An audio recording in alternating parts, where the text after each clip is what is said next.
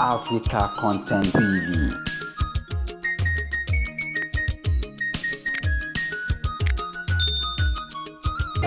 Ọlọ́run tó lẹ̀rú bá wa gbé àbí kò bá wa gbé.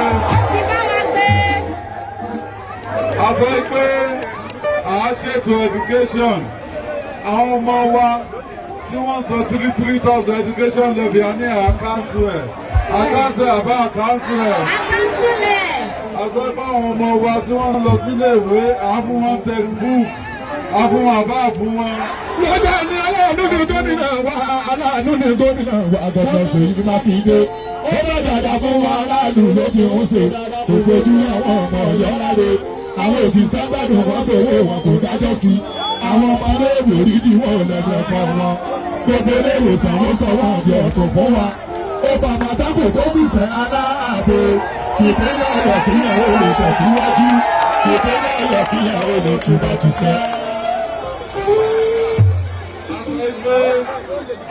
Àmójútó ètò ààbò a mú Àmọ̀tẹ́kùn wá wọ́n fọwọ́sowọ́pọ̀ pẹ̀lú àwọn agbófinró míì ẹ rí wọn àbẹ́ rí wọn. A sọ pé àmójútó ètò ìnáwó our economy ní Ọ̀yọ́ state. A sọ pé àwọn òṣìṣẹ́ wa GSM date 25 of every month ni wọ́n gbowó oṣù wọn ní 25 àbí wọn ò gbà.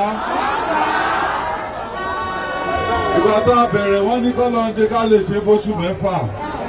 A ti ṣe fún 44 months. Àbẹ́ òrì ṣe bọ́mọ yóò bá ó ṣe bọ́mọ yóò bá ló máa sọ wípé èèyàn kì í sá fún ojú sí ẹni. Lọ́mọ Mákindé tó tún fi ṣe street light. Ó ní gbogbo ọlẹ́ òkìyà ó máa dàbí Ọ̀ṣun. Nígbà tá a ti sojú gbogbo tí ò dá tó ti wà pa. Gbogbo àwọn àgbẹ̀ lọ́jọ́ sáré sápọ̀ tó ẹlẹ́kọ̀ọ́ tó pẹ̀lú ẹ̀kọ́ lè ṣètò sí. Ṣé ọlọ́run tó lè rìn ó ti bá wa gbé. So orí wa ti wá yí padà nípínlẹ̀ Ọ̀yọ́. Ṣé fẹ́ gbọ́ orin tuntun tá à ń kọ? Akẹ́kọ̀ọ́. Ṣé ẹ kọ́?